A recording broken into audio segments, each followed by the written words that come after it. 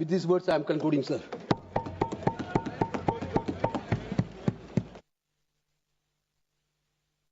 माननीय गृह मंत्री जी,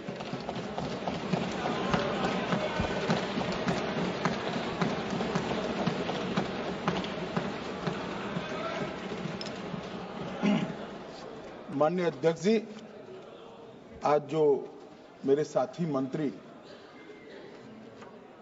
बिल लेकर आए हैं उसके समर्थन में मैं खड़ा हुआ। माननीय अध्यक्ष जी, मैं सुबह से जो चर्चा चल रही है 12 बजे से, ओके एक मिनट चेक कराता हूँ। हाँ एक सेकंड चेक कराते हैं। एक सेकंड में करा रहे हैं, चेक कर रहे हैं। माननीय अध्यक्ष जी, 2 मिनट लगता है कभी। सुबह से जो चर्चा चल रही है उसको मैंने बारीकी से सुना है। मुझे लगता है या तो निर्दोष भाव से या तो राजनीतिक कारणों से ढेर सारी भ्रांतियां कई सदस्यों के मन में भी है और कई सारी भ्रांतियां सदन के माध्यम से, आपके माध्यम से पूरे देश भर में फैलाने का प्रयास भी हो रहा है।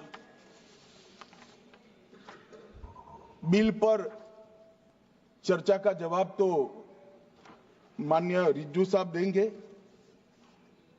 मैं कुछ बातें यहां रखी है, इसको मेरी समझ के हिसाब से क्लैरिफाई करने का जरूर प्रयास करूंगा। ये वक्त एक अरबी शब्द है। वक्त का इतिहास मान्यवर कुछ हदीसों से जुड़ा हुआ मिलता है और आजकल जिस अर्थ में वक्त शब्द का प्रयोग किया जाता है, इसका मतलब है अल्लाह के नाम पर संपत्ति का दान, पवित्र धार्मिक उद्देश्यों के लिए संपत्ति का दान। मान्यवर, वक्त का समकालीन अर्थ, अभी जो अर्थ हम समझ रहे हैं, वो इस्लाम के दूसरे खलीफा श्री उमर के समय में अस्तित्व में आया। एक प्रकार से इसकी आज की भाषा में व्याख्या करें तो वक्फ एक प्रकार का चैरिटेबल एंडोनमेंट है और जहां एक व्यक्ति संपत्ति, भूमि या मूल्यवान संपत्ति धार्मिक या सामाजिक भलाई के लिए दान करता है, बिना उसको वापस लेने के उद्देश्य से, वहां वक्फ की रचना करती। इसमें दान देता है, वो शब्द का बड़ा महत्व है। दान उस चीज का ही किया जा सकता है जो हमारा है। सरकारी संपत्ति का दान मैं नहीं कर सकता मान्यवर, किसी और की संपत्ति का दान मैं नहीं कर सकता। दान उसी चीज का किया जाता है जो हमारा है।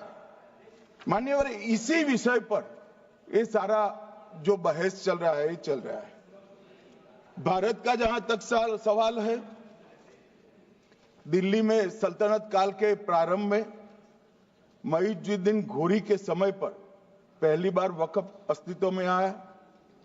अंग्रेजों के जमाने में 1863 के धार्मिक दान अधिनियम से चलता था। बाद में चैरिटेबल प्रॉपर्टीज एक्ट 1890 से चला। उसके बाद 1913 में मुसलमान वक्फ वैलिडेटिंग एक्ट अस्तित्व में आया। तब तक ये सारी प्रक्रियाएं चैरिटेबल एक्ट के तहत चलती थी। मान्यवर, आजादी के बाद वही एक्ट को 1954 में वक्फ के केंद्रीकरण के लिए बदला गया। 95 में वक्फ न्याय अधिकरण और वक्फ बोर्डों की स्थापना की।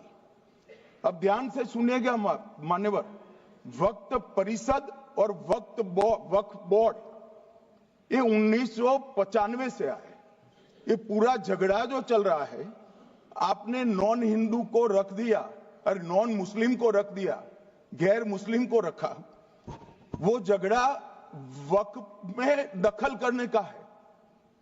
पहले तो वक्फ में कोई गैर इस्लामिक सदस्य आएगा ही नहीं, ये स्पष्टता समझ लीजिए।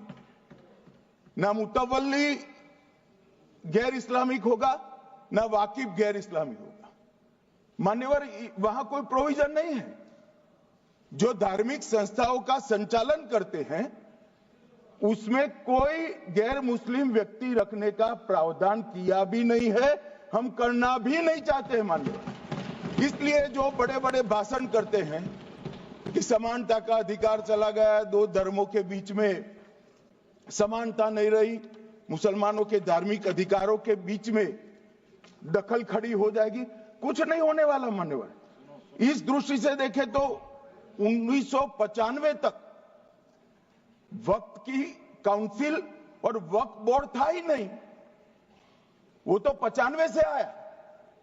और मान्यवर, ये जो भ्रम खड़ा किया जाता है कि ये एक मुस्लिम भाइयों के धार्मिक क्रियाकलापों के अंदर, उनके दान की हुई संपत्ति के अंदर दखल करने का है, ये बहुत बड़ी भ्रांति फैलाकर माइनॉरिटी को डराकर अपनी वोट बैंक खड़ी करने के लिए किया जा रहा है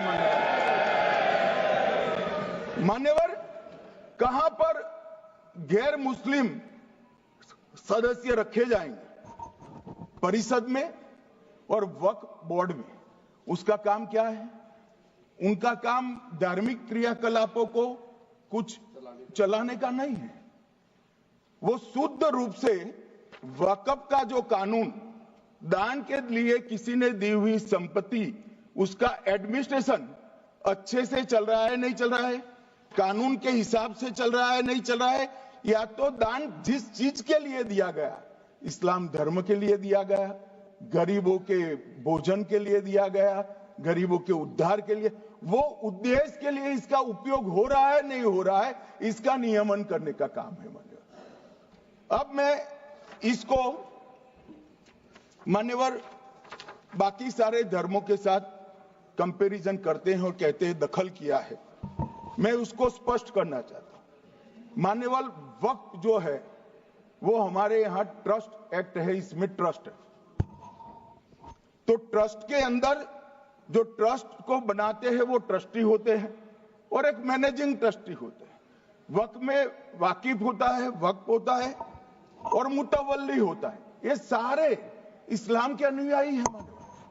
अरे भाई, आप कह रहे हो, हम तो कह रहे हैं क्योंकि इसका वक्फ शब्द ही इस्लाम से आया है, इसलिए हम कह रहे हैं कि वक्फ वो ही कर सकता है जो इस्लाम का अनुयायी हो। अब आप उसका विरोध कर रहे हो, तो आप तो वक्फ में भी नॉन इस्लामिक आदमी चाहते हो। मान्यवर, क्या कह रहे हैं? हम इसलिए कह रहे हैं कि वक्फ वो ही कर सकता है जो प्रैक्टिसिंग इस्लाम को प्रैक्टिस करता होगा, क्योंकि मान्यवर इसकी उत्पत्ति ही इस्लाम के सिद्धांतों से हुई। अब मान्यवर, वक्फ धार्मिक हुआ, वक्फ बोर्ड नहीं हुआ, वक्फ परिषद भी नहीं हुई। अरे सुनो भाई, मान्यवर, ट्रस्ट के अंदर ट्रस्टी जो होते हैं, जो चर्च होगा तो क्रिश्चियन होंगे, पारसी भी होंगे, पारसी के लिए वो ट्रस्ट होगा, तो हिंदू होगा तो वो हिंदू के लिए। अब चैरिटी कमिश्नर हम कहेंगे कि भाई मुस्लिम क्यों आया? मुझे बताओ, चैरिटी कमिश्नर एक्ट में मुसलमान चैरिटी कमिश्नर बन सकता है या नहीं बन सकता है? उसको ट्रस्ट नहीं चलाना है, उसको चैरिटी के कानून के हिसाब से वो ट्रस्ट चले, उसकी देखरेख करनी है। ये धार्मिक नहीं है, ये धर्म का काम नहीं है मान्यवर, ये एडमिनिस्ट्रेटिव वर्क है। और इसलिए तो फिर चैरिटी कमिश्नर हिंदू होगा तो वो क्रिश्चियनों के ट्रस्ट का कैसे देखरेख करेगा? चैरिटी कमिश्नर क्रिश्चियन होगा तो जैनियों के और हिंदुओं के ट्रस्ट का कैसे देखरेख करेगा? अब बताओ कि सारे ट्रस्ट के चैरिटी कमिश्नर अलग अलग देश तोड़ दोगे आप लोग, तोड़ दोगे। हमने साहब, मैं अभी भी आपके माध्यम से, इस सदन के माध्यम से देश भर के मुसलमान भाइयों बहनों को कहना चाहता हूं, आपके वक्फ में एक भी नॉन मुस्लिम नहीं आएगा। ये एक्ट में ऐसा कोई प्रावधान नहीं। मगर जो वक्फ बोर्ड है और वक्फ परिषद है, उसका काम क्या है? वक्फ की संपत्तियां मान्यवर बेच खाने वाले लोगों को पकड़कर इसके बाहर निकालने का। वक्फ के नाम पर औने पौने दाम में संपत्तियों को 100 साल तक किराए पे देने वाले लोगों को पकड़ना है। वक्फ का जो पैसा होता है, इनकम जो गिरती जा रही है, जिसके माध्यम से माइनॉरिटी का विकास करना है, माइनॉरिटी को आगे बढ़ाना है, इस्लाम धर्म की सारी धार्मिक संस्थाओं को पुख्ता करना है। ये पैसा जो चोरी होता है ना, उसको पकड़ने का काम वक्फ बोर्ड, वक्फ परिषद करे।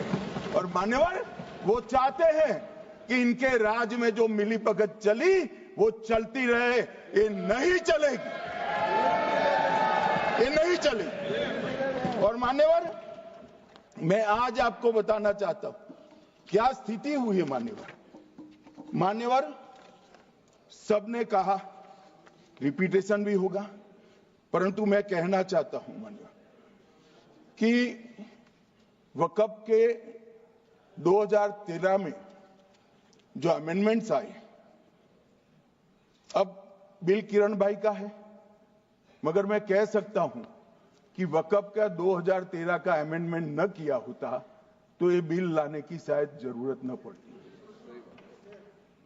सब कुछ अच्छा चलता था। 14 में चुनाव आने वाला था, 13 में रातों रात तुष्टीकरण करने के लिए वक्फ कानून को एक्सट्रीम बना दिया गया। और मान्यवर, इसके कारण क्या हुआ?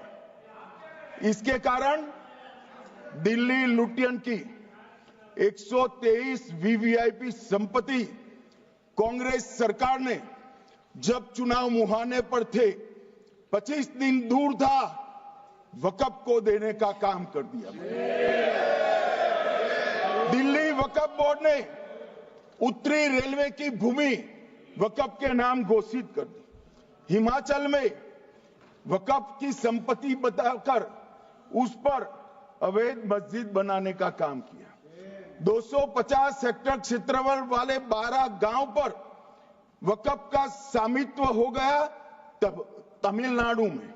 और मान्यवर, तमिलनाडु के 1500 साल पुराने तिरुचेंदुरई मंदिर की 400 एकड़ भूमि को वक्फ की संपत्ति घोषित कर। ये जब मंदिर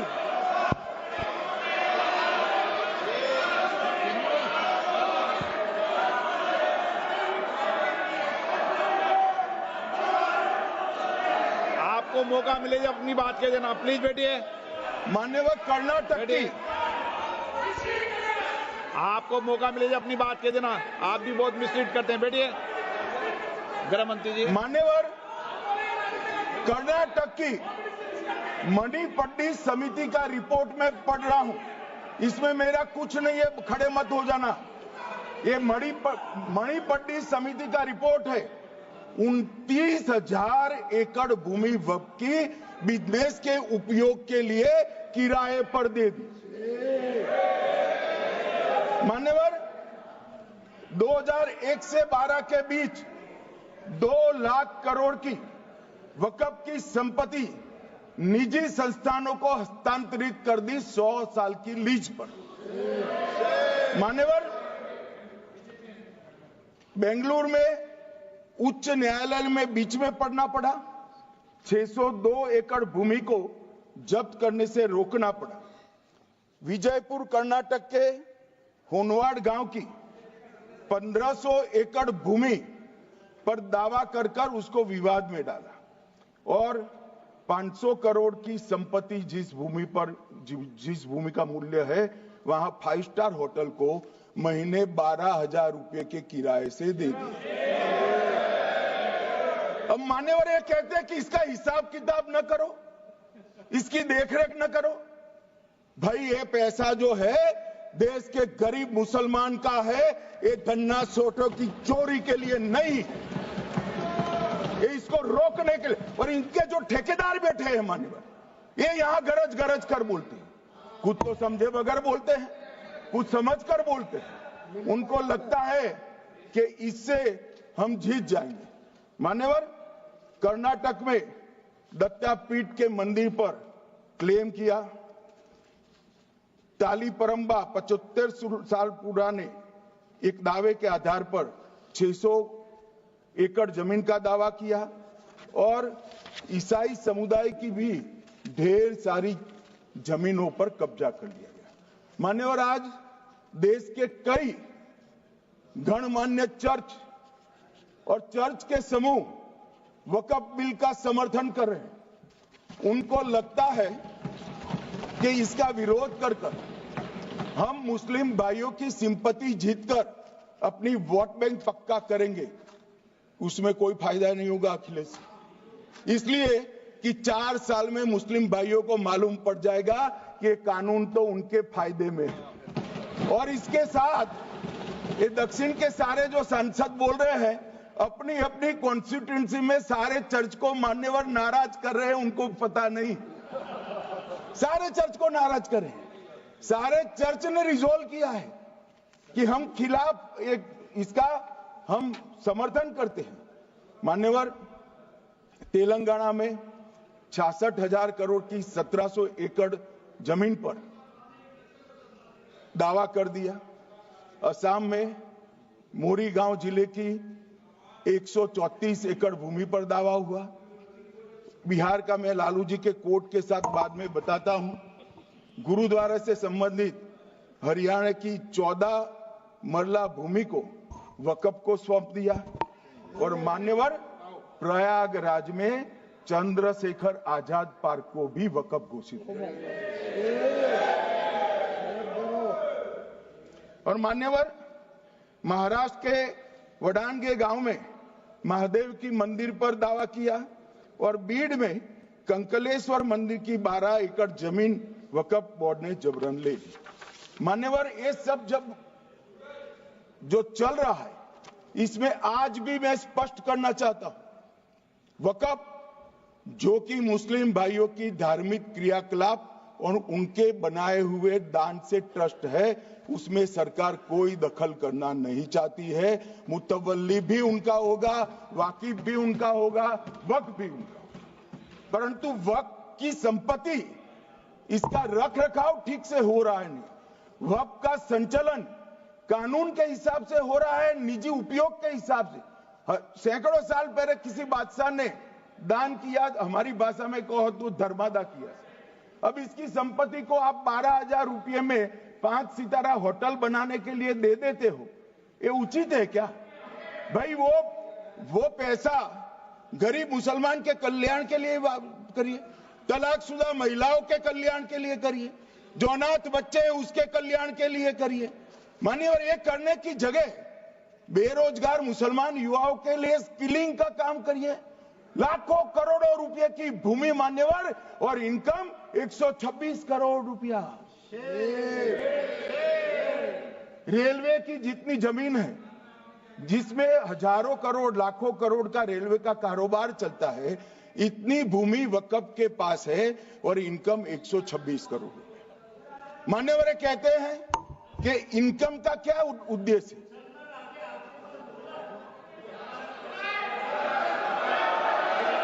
बैठ जाओ।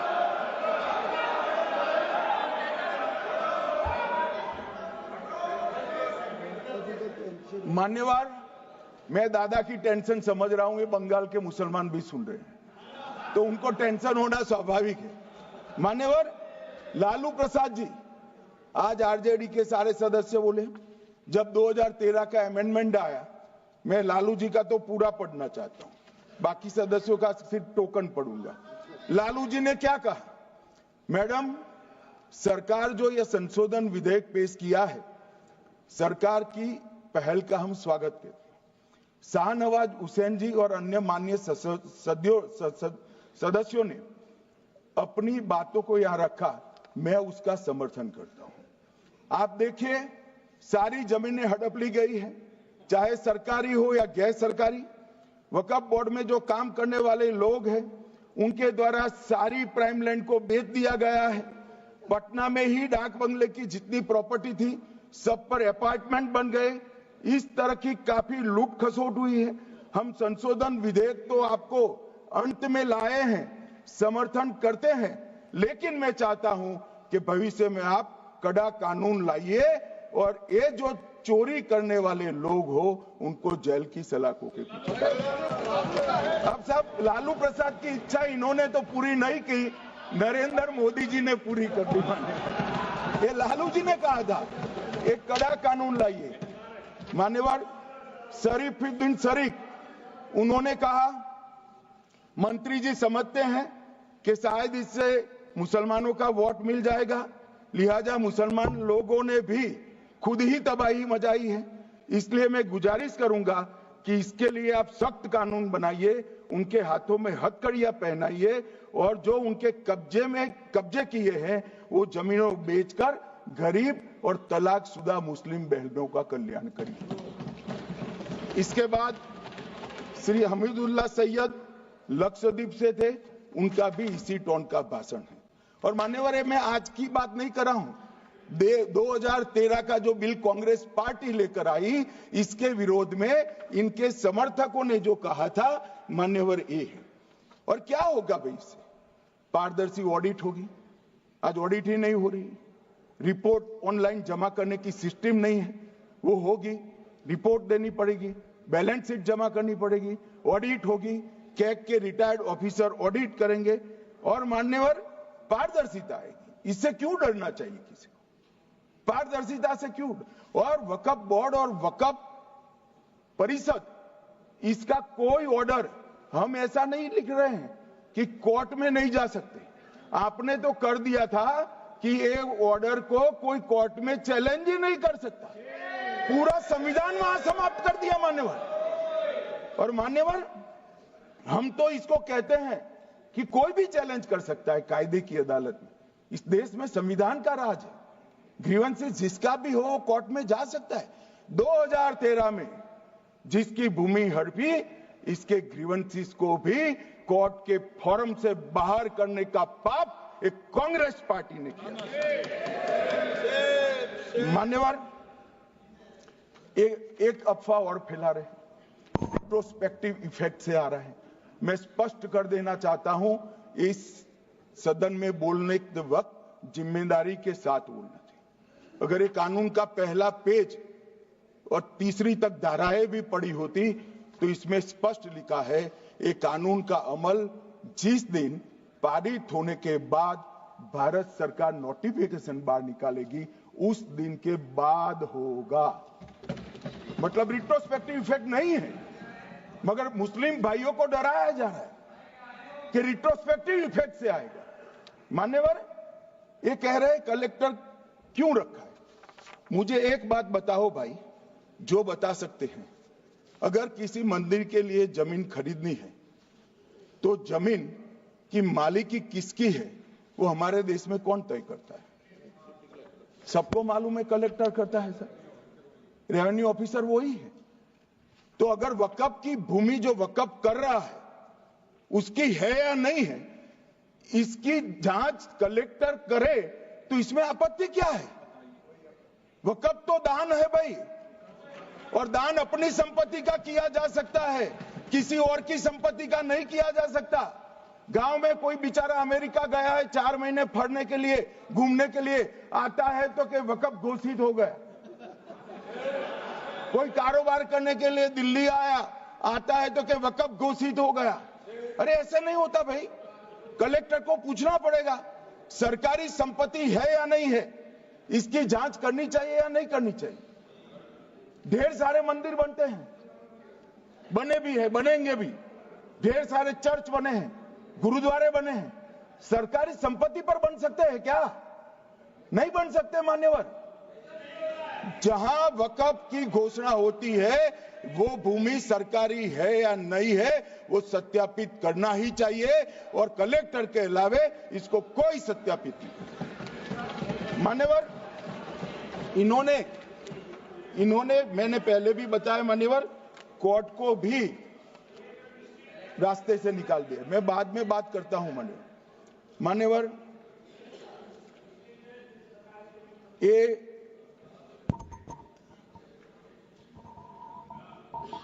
मान्यवर एक उपयोग के आधार पर वक्त की समाप्ति। मान्यवर ये कह रहे हैं कि सैकड़ों सालों से वहां प्रैक्टिस है।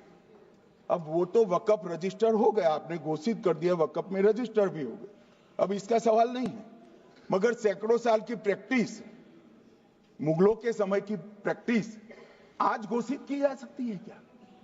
अगर वहां नमाज पढ़ रहे हैं तो लोग देखते होंगे, कब्रिस्तान होगा लोग देखते होंगे, दरगाह होगी तो लोग देखते होंगे, और घोषित भी हो चुका होगा, रजिस्टर भी हो चुका होगा। अब अगर आप वक्फ घोषित करना है तो उसको ऐसे नहीं कर सकते मान्यवर, अधिकृत करना चाहिए। मान्यवर, जो दूसरा सुधार लेकर आए किरण जी, वो ही है कि धारा 36 में वक्फ संपत्तियों को बिना किसी स्पष्ट प्रक्रिया से, मालिकी की प्रक्रिया से पंजीकृत नहीं किया जा सकता। मान्यवर, अपील का प्रावधान वर्तमान में अधिनियम में ट्रिब्यूनल के निर्णय के खिलाफ अपील करने का कोई प्रावधान नहीं है। ये दृष्टिभ्रम खड़ा कर रहे थे गोगाई जी कि हाईकोर्ट में जा सकते। हाईकोर्ट में सिविल सूट नहीं जा सकता, रीट के अधिकारों का उपयोग कर हाईकोर्ट में जा सकते हैं। सिविल सूट में ज्यादा प्रोटेक्शन मिलता है मूल मालिक को, आपने सिविल सूट को खत्म कर दिया था। रीट के जुडिक्शन बहुत सीमित है, हम सब जानते हैं कि ये सीमित कर दिया गया था, आप भी जानते हो, मगर आपको वोट बैंक चाहिए। मान्यवर, ये हमारा स्पष्ट सिद्धांत है भारतीय जनता पार्टी की, मोदी सरकार का, कि वोट बैंक के लिए हम कोई कानून नहीं लाए। कानून न्याय के लिए होता है, कानून लोगों के कल्याण के लिए होता है। इन्होंने कहा कैसे कैसे कानून आए हैं, मैं बता देता हूं सब। अभी कांग्रेस के महासचिव और माननीय सदस्य कह रहे थे क्या कानून आ रहे हैं, सब किस प्रकार के कानून आ रहे हैं। मान्यवर, इसी सदन में नरेंद्र मोदी सरकार ही महिलाओं को 33% आरक्षण का कानून लाया। इसी सरकार में पिछड़ों को संवैधानिक अधिकार दिया गया। मान्यवर, इसी सरकार में बजट जो आए, इसमें गरीबों को गैस, शौचालय, पानी, 5 लाख तक का बीमा, 5 किलो अनाज, बिजली और घर दिए गए। मान्यवर, और कन्वर्जन कानून की बात करते थे और हंसते हंसते कहते थे कर्नाटक सरकार कन्वर्जन कानून लेकर आई है। सबसे पहला कन्वर्जन कानून उड़ीसा और मध्य प्रदेश में कांग्रेस सरकार लेकर आई, मगर उस वक्त कांग्रेस सरकार तुष्टीकरण की नीति पर नहीं चलती थी, महात्मा गांधी के सिद्धांतों पर चलती थी। मध्य प्रदेश और उड़ीसा में सबसे पहला कन्वर्जन के खिलाफ कानून कोई लाए तो कांग्रेस पार्टी लाई, और मुझे गर्व है मेरी पार्टी की सरकारें कन्वर्जन पर कानून लाती है। मान्यवर, सबको अपना धर्म का अनुसरण करने का अधिकार है, कोई शौक से करे, मगर लोभ, लालच, भय, इससे धर्म परिवर्तन नहीं कराया जा सकता। किसी गरीब के पास खाना नहीं है, खाना देकर उसका धर्म बदला दोगे? कोई थोड़ा कम पढ़ा लिखा व्यक्ति है, उसका धर्म बदला दोगे? ऐसे नहीं होगा मान्यवर। और आपने भी किए हैं कानून, आप नए नए आए हो, आपको मालूम नहीं है मान्यवर, इनको मालूम नहीं, अभी अभी आए हैं 5 साल से। ये कांग्रेस पार्टी ने कानून किए थे मान्यवर। अपील का प्रावधान भी हमने आगे बढ़ाया, और गैर मुसलमानों के द्वारा दान की गई संपत्तियों पर, गैर मुसलमानों की दान की संपत्तियों पर वक्फ अधिनियम को हमने लगने से मना कर दिया। माननीय, उनके लिए चैरिटी कमिश्नर का कायदा है। ये प्रैक्टिसिंग इस्लाम, जो इस्लाम की प्रैक्टिस करते हैं, इसीलिए मान्यवर हमने ओवरराइडिंग इफेक्ट को भी समाप्त कर दिया। मान्यवर, ट्रस्ट का नियमन करने का जो कानून होता है, जैसे चैरिटी कमिश्नर के कानून में कोई ओवरराइडिंग इफेक्ट नहीं है। जहां क्लासेस आते हैं वहां ओवरराइडिंग इफेक्ट होती है। यहां ओवरराइडिंग इफेक्ट इसलिए दिएगी कि आप जिसकी संपत्ति हड़पी जाएगी उसको कोर्ट से जाने से रोकना चाहते थे, इसलिए ओवरराइडिंग इफेक्ट जो हमने मान्यवर निकाल दिया है। मान्यवर, एक ऐसी चर्चा लेकर आए कि चर्चा नहीं। मैं आपको बताना चाहता हूं 2013 में जो अमेंडमेंट बिल आया, जिसके कारण ये बिल लाना पड़ा, वो बिल में कुल मिलाकर 5.4 घंटे चर्चा हुई थी, 5.5 घंटे दोनों सदन मिलाकर। और इस बिल में दोनों सदन मिलाकर 16 घंटे चर्चा हो रही है मान्यवर, 16 घंटे। इसके अलावे हमने डिमांड किया समिति बनाओ, समिति भी बनाई, 38 मीटिंगें हुई, 113 घंटे चर्चा हुई, 284 हितधारक बनाए गए। वक्फ बोर्डों की संख्या, जो उपस्थित वक्फ बोर्ड भी हुए राज्यों के 25 हुए, राज्य सरकार के प्रतिनिधि 15 राज्य सरकारों के आए, सांसद 8 हुए, विधायक विधान परिषद 7 हुए और अध्ययन दौरे 3 किए गए और अल्पसंख्यक आयोगों को भी 5 बुलाया गया। ये सबसे 92.68 लाख करीब 1 करोड़ सुझाव देश भर से ऑनलाइन आए। इसकी मीमांसा कर ये कानून बना है। आप ऐसे इसको खारिज नहीं कर सकते हो पूरी प्रक्रिया को। आप जो कर रहे हैं 5.5 घंटे की प्रक्रिया, ये बहुत लोकतांत्रिक प्रक्रिया है और हम 16 घंटे चर्चा करते हैं कि चर्चा आपके अनुरूप चर्चा नहीं हो सकती। ये सदन में हर सदस्य बोलने के लिए स्वतंत्र है,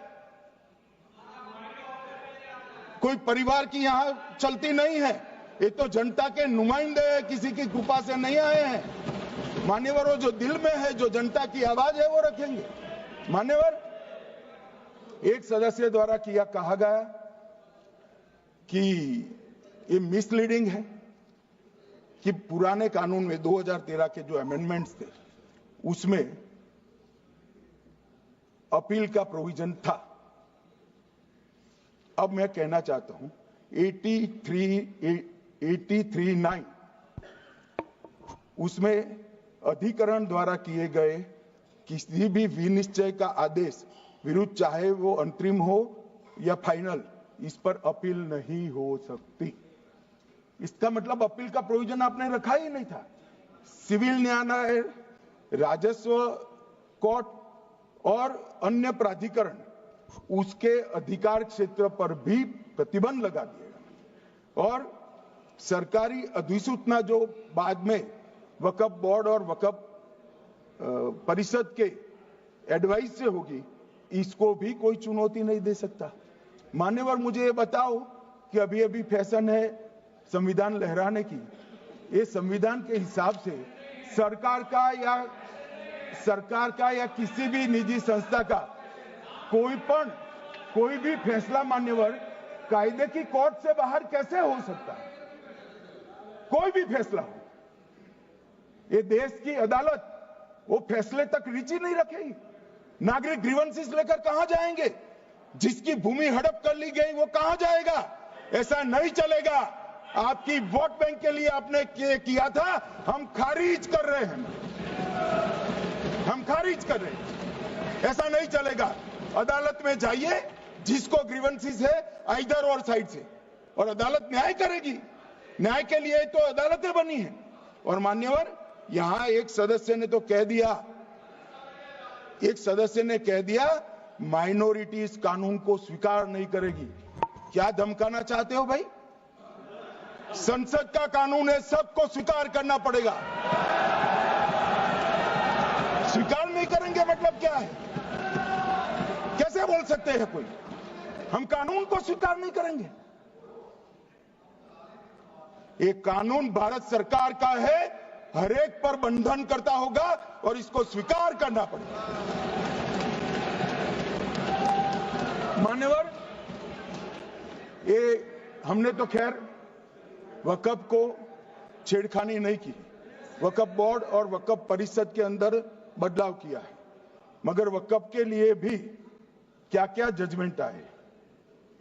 सैयद फजल पुकोया थंगल बनाम भारत संघ 10/11/28 को केरल उच्च न्यायालय ने उन्होंने कहा वक्फ बोर्ड एक स्टैट्यूटरी बॉडी है, यह मुस्लिम समुदाय का प्रतिनिधि निकाय नहीं है। इसका फंक्शनिंग मान्यवर एडमिनिस्ट्रेटिव है।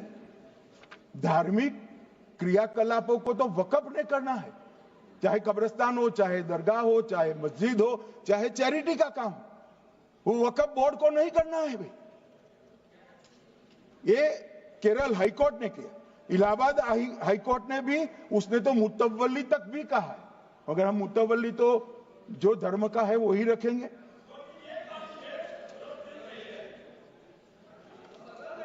मान्यवर, इन्होंने कहा एक मुतवल्ली के कर्तव्य विशुद्ध रूप से धर्म निरपेक्ष कैरेक्टर है, मगर हम मुतवल्ली को छू नहीं रहे। मान्यवर ये कह रहे थे, मान्यवर ये कह रहे थे कि मान्यवर ये कह रहे थे कि कोई गड़बड़ियां नहीं हुई। मान्यवर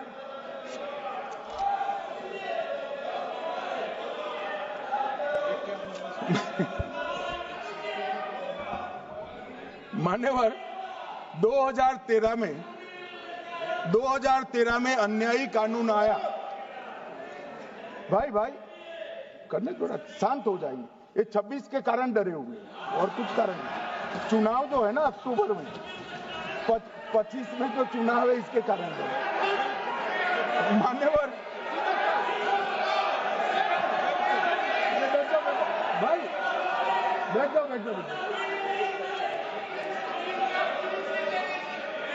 मान्यवर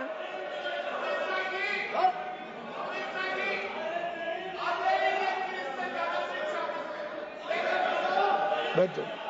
बंगाल में आकर कहूंगा ये राजनीतिक हिसाब किताब का अखाड़ा नहीं है, छाती पर ठोक कर कहूंगा ज्यादा सिखाएंगे।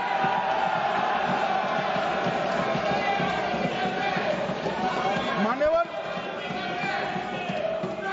2013 के, अरे बैठ जाओ वकील साहब बैठ जाइए। मान्यवर 2013 में जे वो भी रिपीट होने वाले हैं। मान्यवर 2013 में बैठ जाओ। मान्यवर 1913 से लेकर 2013 तक 1913 से 2013 तक वक्फ बोर्ड का कुल एकड़ में भूमि सब वक्फ का मिलाकर 18 लाख एकड़ था। मेरी विनंती है सभी सदस्य इसको ध्यान से सुनिए। 1913 से 2013 तक 18 लाख एकड़ और 13 से 25 तक एक कानून बनने का परिणाम क्या आया, और नई 21 लाख एकड़ भूमि बढ़ गई। अब मान्यवर 39 लाख एकड़ जो भूमि है उसमें 21 लाख एकड़ 13 के बाद। अब ये कह रहे हैं कि इसका दुरुपयोग नहीं हो रहा है मान्यवर। और लीज पर दी गई संपत्तियां 20,000 थी और 25 में रिकॉर्ड के हिसाब से, हो सकता है गलत भी हो सकता है, रिकॉर्ड्स के हिसाब से शून्य हो गई। तो मान्यवर संपत्तियां कहां गई? मान्यवर बेच दी गई। किसकी संपत्ति से, किसकी परमिशन से बेचा? मान्यवर मैंने पहले ही कह दिया कि केरल और देश भर के Catholic bishop council, Catholic bishop conference of India Catholic Congress Kerala, भारतीय कैथोलिक धर्मगुरुओं की महासभा, केरल चर्चों की संयुक्त परिषद, कैथोलिक कांग्रेस केरला, ये सब ने इस बिल का समर्थन करा है और कहा है अन्यायी 2013 का सुधार। हम अकेले नहीं कह रहे मान्यवर। और मान्यवर, इसी एक्ट में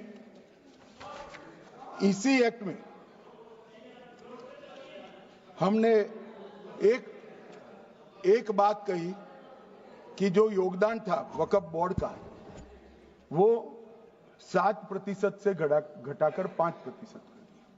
मान्यवर, अब ये जो कह रहे हैं ये मुसलमान भाइयों के हित में कह रहे हैं जिसका विरोध कर रहे हैं या अहित में? अगर 7 से 5% हमने कम किया तो कहां जाएगा? वो वक्फ में रहेगा। वक्फ बोर्ड का कम किया है।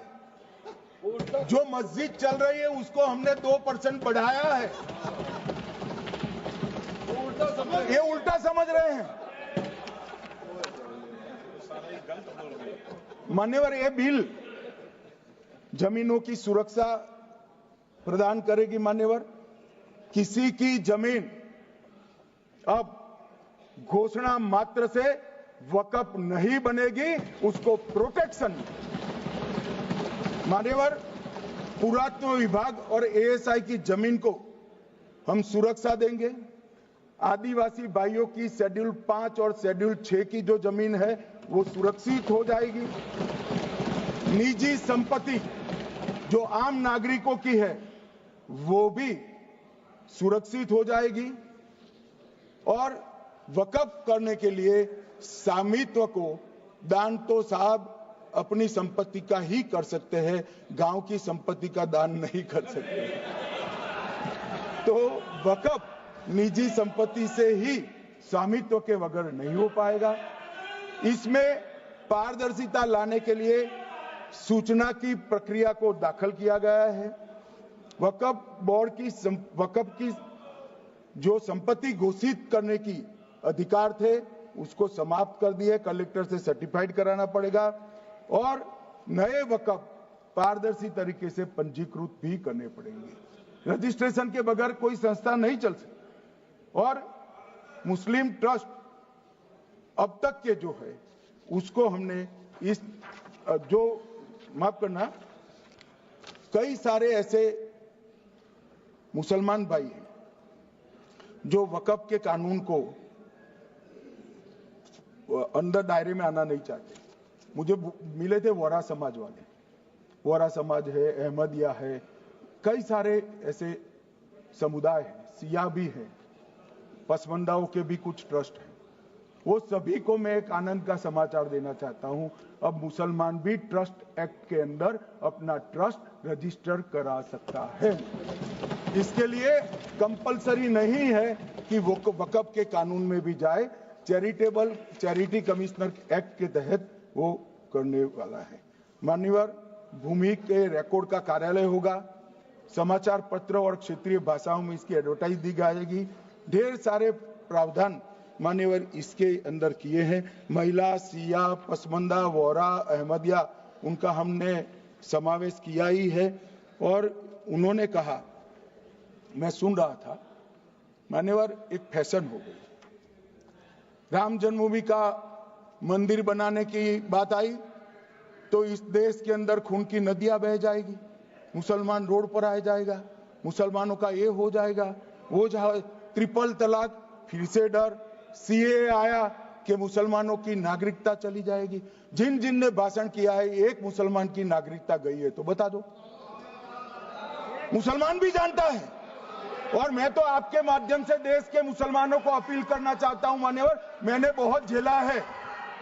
ये कहते थे कि सीए कानून मुसलमानों की नागरिकता लेने 2 साल हो गए, एक भी मुसलमान की नागरिकता गई है तो सदन के पटल पर रखी। कितना झूठ फैलाया इन्होंने। मान्यवर, धारा 370 हटाई, ये कह रहे थे मुसलमानों का ये हो जाएगा, वो हो जाएगा। फिर से उमर अब्दुल्ला जीत कर आज शासन कर रहे हैं। आतंकवाद समाप्त हो गया, विकास शुरू हो गया, पर्यटन बढ़ गया। मान्यवर, एक कांग्रेस पार्टी और उसके साथियों ने मुसलमान भाइयों को डरा डरा कर अपनी वोट बैंक खड़ी करने का काम किया। हम नहीं डरा रहे मुसलमानों को, आप डरा रहे हो भाई। आप कह रहे हो ये हो जाएगा। मैं कहता हूं इस देश के नागरिक को किसी भी धर्म का हो कोई आंच नहीं आएगी मान्यवर। ये नरेंद्र मोदी सरकार का सवाल। मान्यवर,